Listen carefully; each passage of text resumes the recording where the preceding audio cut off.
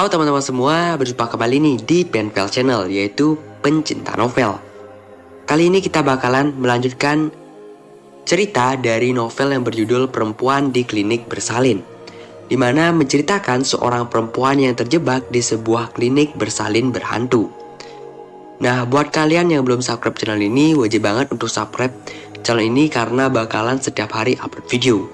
Dan buat kalian yang belum menonton videonya sebelumnya, wajib banget untuk nonton biar ceritanya runtut dan tidak salah paham. Sekarang kita akan memasuki bab ke-13, cerita Pak Lurah 2. Pak Lurah lalu memandang kami, aku dan Mas Agung secara bergantian. Wajah lelaki setengah baya itu masih tampak murung. Ada tersisa butiran air bening di sudut matanya. Beliau mungkin teringat akan putrinya yang bernama Sekar. Aku dan Mas Agung hanya diam. Kami tak tahu harus berkomentar apa atas cerita Pak Lurah tadi. Begitulah ceritanya, Pak, Bu. Sejak saat itu, klinik bersalin kencana secara otomatis nggak beroperasi lagi. Karena semua pegawai yang bekerja di klinik bersalin itu meninggal dunia secara mengenaskan, kata Pak Lurah selanjutnya. Aku merinding mendengar cerita Pak Lurah barusan. Tak bisa membayangkan, 8 orang meninggal sekaligus dalam waktu yang bersamaan, di tempat mereka mencari nafkah dengan cara yang tidak halal. Astagfirullahaladzim.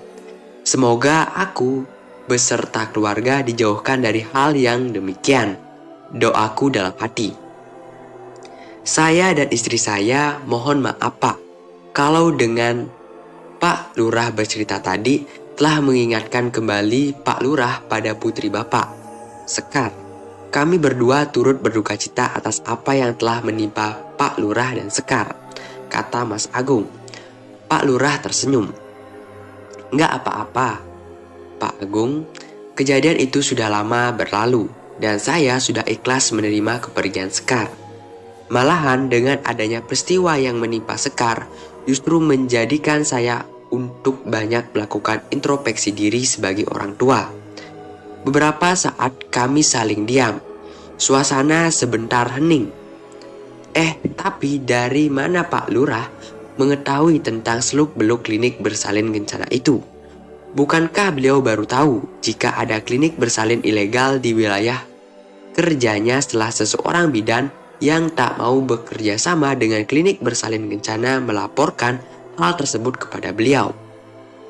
Dan bidan itu juga pasti belum mengetahui secara detail mengenai seluk-beluk klinik, karena dia belum sempat bekerja di sana. Saya mengetahui tentang Bu Anggi dan seluk-beluk klinik bersalin kencana itu dari Dokter Dian. Dia selaku penanggung jawab klinik dan Dokter Susan selaku dokter jaga di klinik bersalin kencana, kata Pak Lurah tiba-tiba, seolah beliau mengetahui apa yang sedang aku pikirkan. Secara kebetulan, Dokter Dian dan Dokter Susan sedang nggak berada di klinik bersalin kencana saat peristiwa pembakaran oleh massa berlangsung. Mungkin mereka sedang nggak ada jadwal di sana waktu itu. Jadi, hanya tinggal mereka berdua saja yang selamat saat tragedi pembakaran tersebut. Dan sudah pasti mereka berdua harus berurusan dengan pihak yang berwajib untuk mempertanggungjawabkan perbuatan mereka masing-masing. Jadi Dokter Dian dan Dokter Susan sekarang masih berada di dalam penjara, Pak. Tanyaku. Iya Bu, sudah berjalan hampir 4 tahun mereka di sana. Dari 20 tahun hukuman penjara yang ditetapkan oleh majelis hakim, jawab Pak Lurah. Aku dan Mas Agung manggut-manggut mendengar penjelasan Pak Lurah. Sungguh sangat disayangkan mempunyai gelar dokter yang tentu saja diperoleh dengan tidak mudah.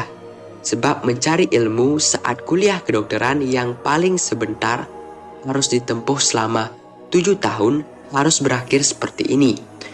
Dokter adalah sebuah profesi yang sangat mulia yang semestinya digunakan untuk membantu masyarakat yang membutuhkan. Tapi malah disalahgunakan oleh mereka berdua. Miris sekali.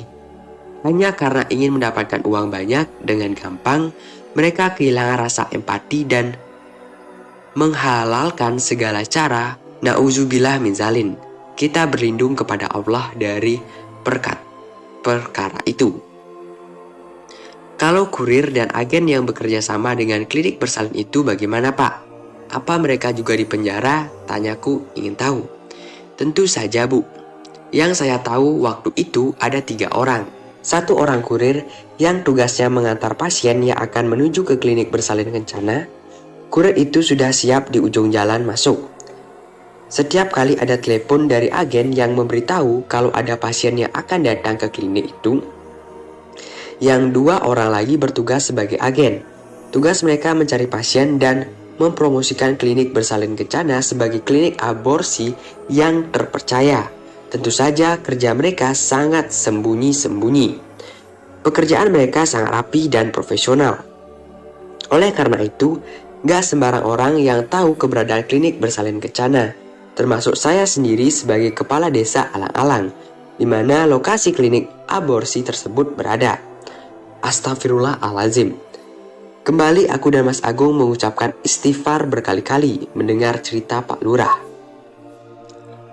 Sasaran para agen itu yang remaja di lingkungan tempat indokos bebas yang bercampur antara laki-laki dan perempuan.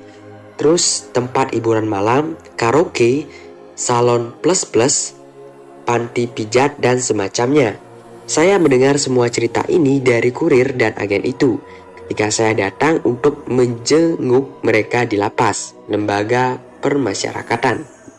Saya juga selalu berusaha meluangkan waktu untuk terus mengikuti kasus ini.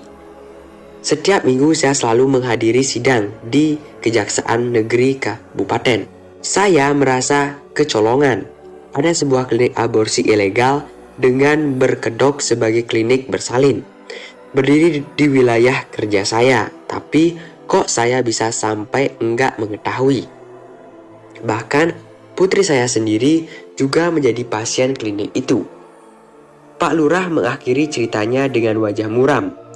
Pasti beliau merasa sangat terpukul dan sedih harus menerima kenyataan kehilangan nyawa putri satu-satunya dengan cara yang mengenaskan dan membuat aib keluarga. Maafkan kami, Pak. Kami enggak bermaksud membuka luka hati Pak Lurah dengan menanyakan tentang klinik bersalin kencana. Kami turut prihatin atas kejadian yang menimpa putri Bapak, kata Mas Agung sekali lagi. Enggak apa-apa, Pak Agung. Memang sudah seharusnya saya menceritakan yang sebenarnya tentang klinik bersalin kencana itu. Dan saya sudah mengikhlaskan kepergian putri saya. Saya anggap kejadian yang menimpa keluarga saya sebagai sarana untuk introspeksi diri. Saya harus belajar untuk lebih mendengar setiap keluhan yang ditunjukkan pada saya. Harus lebih punya perhatian terhadap keluarga, gak hanya mementingkan pekerjaan dan karir saya. Selama ini memang saya terlalu sibuk dengan pekerjaan, sampai mengabaikan kepentingan Sekar, anak semata wayang kami.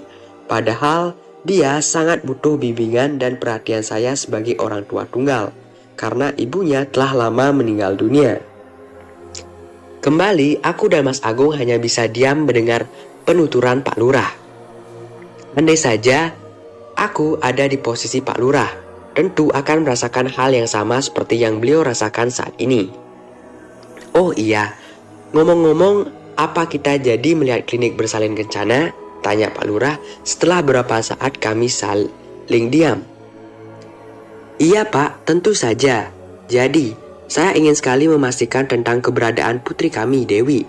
Apakah memang dia ada di sana atau di tempat lain? Jawabku. Baiklah kalau begitu.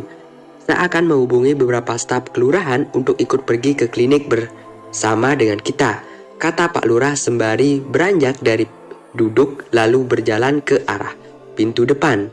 Aku melihat Pak Lurah kemudian menelpon beberapa orang, mungkin mereka adalah staf kelurahan. Tunggu sebentar ya, Pak, Bu. Setelah staf saya datang, baru kita berangkat ke klinik bersalin kencana. Agar jika ada apa-apa atau terjadi sesuatu baik selama dalam perjalanan maupun saat berada di klinik, kita bisa segera mengatasinya. Iya Pak, terima kasih banyak sebelumnya atas kesediaan Pak Lurah mau membawa kami ke klinik bersalin kencana, kata Mas Agung. Tak sabar rasanya ingin segera sampai di klinik bersalin kencana. Aku ingin segera tahu apakah benar Dewi memang ada di sana. Bersambung.